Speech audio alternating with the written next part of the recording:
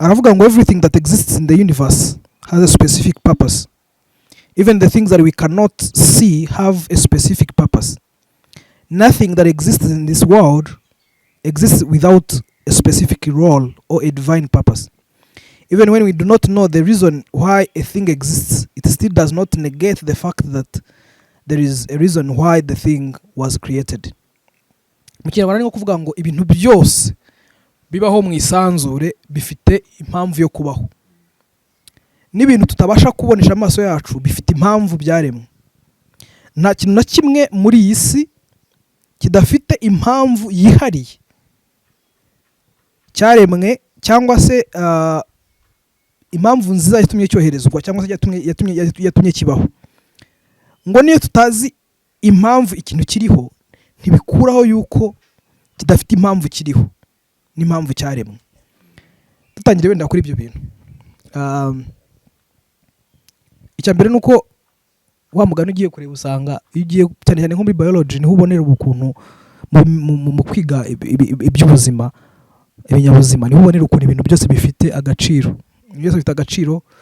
Kuba uhumbya bifite icyo bimaze, kuba hariho inshishi, kuba hariho imiswa, kuba hariho, usanga ikintu cyose gifite.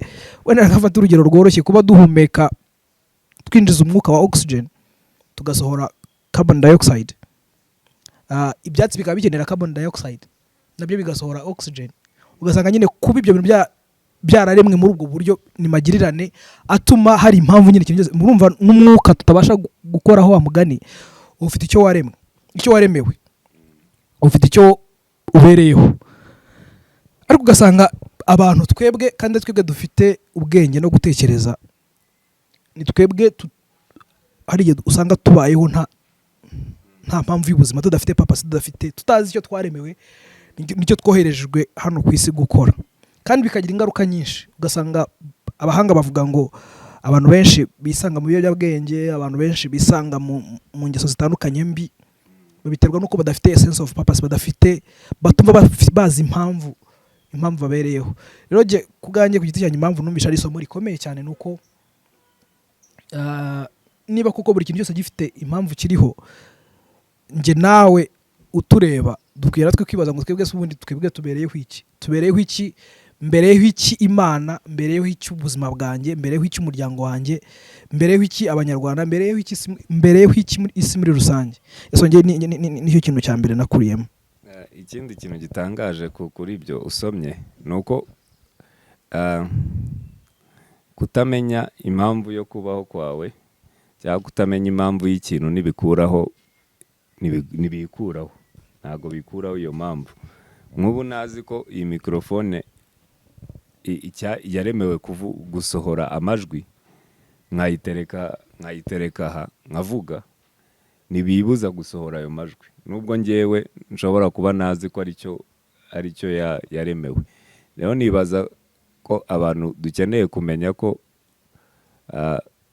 ignorance of purpose cyangwa kutamenya impamvu yo kubaho kwawe bitayikuraho. Ushobora we kutayuzuza, ariko iyo mpamvu igumaho. Iyo igumyeho rero ntuyuzuze, ubwo uwayiguhaye nimuhura uzamusobanurira impamvu utayikoze. Cyane cyane ko nibwira ko nk'abakristu bo dufite inshingano zirenze, kuko Yesu yarapfuye kugira ngo tubabarirwe ibyaha byacu, atuzana mu bwami bw'Imana. Muri ubwo bwami rero dufitemo inshingano. Izo nshingano rero nizo twagereranya n'impamvu yo kubaho kwacu. Nitutazuzuza, umunsi twahuye n'umwami ashobora kutazatubaza ibyaha twakoze, ariko azatubaza niba twarakoze icyo twaremewe. Ubwo ni igihe nyine twiyejeje tukihana ibyaha byacu. Sibyo no kudakora kw'inshingano zawe ari icyaha. Ahubwo actually ubivuga nyine uvuga ngo ashobora kutatubaza icyaha twakoze, mise nibuka ko no kudakora ibyo Imana yakuremeye ari icyaha. Ari ahantu Yesu avuga ngira ngo ni muri Luka 9, akavuga ngo ukuntu ngira ngo umugana w'abacira, akavuga ukuntu umuntu ngo yabwiye abantu ngo yabwiye umuntu ngo amukurikire, ngo aramubwira ngo reka mbanze njye gushyingura data. noneho irumva ahita amureka. Arangije aravuga ngo umuntu Yesu abwira ngo amukurikire ngo akabanza kureba inyuma, ntabwo ari fit, ntabwo akwiriye kumukurikira. Bikubwira ngo niba icyo utumwa ari ugukurikira Kristo, ukaba utarimo kumukurikira, ukaba utarimo gukora nyine icyo waremewe. Iyo ureba mu mpamvu eshanu muri Purpose Driven Life, cya gitabo cya Pastor Rick Warren avuga, imwe mu mpamvu twaremewe ni ugusa na Kristo. Niba utarimo gukora icyo ngicyo, nabwo ubwabyo ni icyaha. Ko icyaha si ugusambana, icyaha si ukugira gute, nabyo ni ibyaha. Ariko ugiye kuvuga ngo icyaha kiri muri ariya mategeko 10, ubwo ntabwo Adamu yaba yarakoze icyaha. Ko Adamu ntabwo yibye, ntabwo yishe, ntabwo yasambanye.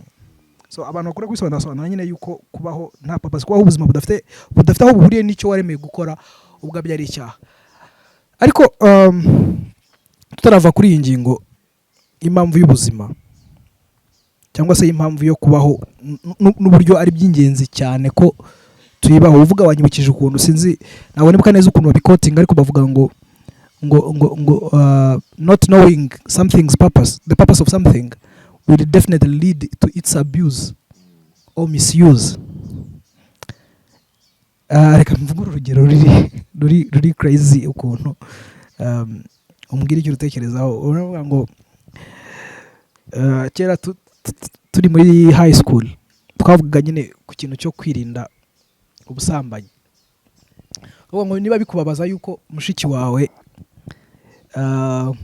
yakwiyandarika, niba mutiga ku ishuri rimwe akaba yiga ku kindi kigo, kuba wakumva amakuru yuko asigaye yibera mu bahungu muri sanse yuko aryamana nabo, ngo niba byakubabaza, nawe bikwiye kukubuza kuryamana na bashiki b'abandi bantu. Ariko noneho umuntu umwe icyo gihe aho twari turi nyine, aho twiga muri A level, umusore umwe adusharinga, he's my good friend, he's a very good friend to me. Arambwira ngo ariko ikindi tutaba tutasobanukiwe ngo ni ukumenya yuko iryamanye n'uyu mukobwa, umunsi umwe azahinduka umugore w'undi muntu, kandi kuba mwaryamanye atari umugore wawe, nimutandukana hazaba kumukomeretsa, nangwa hazabamo ako gahinda n'umubabaro n'izindi expectations nyinshi n'ibindi, azinjirana muri wa muryango. Kavuga ngo ese wowe wakwishimira ko umuntu wagenewe kuba umugore wawe, mukazabana, mukabyarana abana, mugakurana, niba purpose icyo yaremewe ari ukuzaba ari fit kuri wowe, ntibigende gutyo kubera ko hari umuntu wamimisuzinze cyangwa mwabuzinze. Abuse niba yarabimukoresheje atabishaka, misuse niba yarabimukoresheje abishaka ariko batazi ibyo barimo badasobanukiwe ingaruka zabyo. So yaducalenjingaga nyine ku kwirinda icyo cyaha cyo gusambana nyine tubireye muri iyo angle.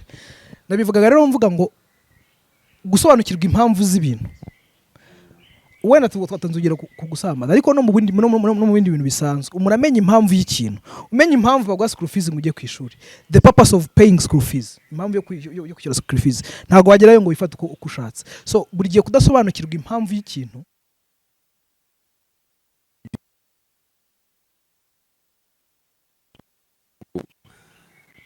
nko gukoreshwa kw'ibiyobyabwenge, ibyo twita drug abuse. Nibaza ko impamvu tubyita drug abuse nuko bikoreshwa mu buryo butari bwo. Dufashe nk'urumogi, iyo urebye usanga abahanga hari ibindi barukoresha rukavamo ibintu bifitiye umumaro isi. Ariko iyo umuntu arufashe akarushyira mu gipapuro agatwika, aba ari kurukoresha ibyo rutaremewe. Ibyo ndibaza biri bunakureho imyumvire ya bamwe bavuga ngo ni ikintu Imana yaremye, ngo kuki ngo yakiremye niba ari kibi. Nuko hari ibindi gikoreshwa, ahubwo bikarangira umwana w'umuntu abikoresheje mu buryo butari bwo. Rero iyo ukoresheje ikintu mu buryo butari bwo, ubu cyabyuzinze. Nk'ubu mfashe iyi mikrofone, kuva ari rwo rugero nakomeje gukoresha, nkayiteresha imisumari, naba ndi kwabyuzinga icyo uwaremye iyi mikrofone yayiremeye. Rero natwe iyo dufashe ibintu bimwe na rimwe Imana yaremye tukabikoresha mu buryo butari bwo, ni nk'uko wafata inka ukayigira cheval, ukayijya hejuru ngo igutware, cyangwa se ugafata umuntu imana yaremye ukabugira utese ukamuhindura inyenzi cyangwa inzoka. iyo nayo ni abuse. Niyo mpamvu iyo ubwiye umuntu wenda dufata urugero rw'uyu munsi, uburyo umuntu ashobora kubyuka avuga ngo we ni umukobwa cyangwa ni umuhungu. Imana yakuremye uri umugabo, ukabyuka wiyita kuri umugore, kandi utararemewe kuba umugore. Icyo gihe iyo ni abuse, cyangwa abuse ni ugutukana mu kinyarwanda. Iyo umuntu avuze ngo yakwabuzinze aba yagututse. Iyo ututse umuntu ngo ni igicucu, uba uri kumubibamo imbuto y'uko yumva nta bushobozi afite. Iyo rero umuntu umubibyemo iyo mbuto, birangira atabaye icyo Imana yamuremeye. Nibaza rero ko ari muri ubwo buryo bwose bwo kugerageza kumenya icyo twaremewe no kumenya papasi y'ubuzima bwacu, kugira ngo tutazavaho tubihusha. Yego.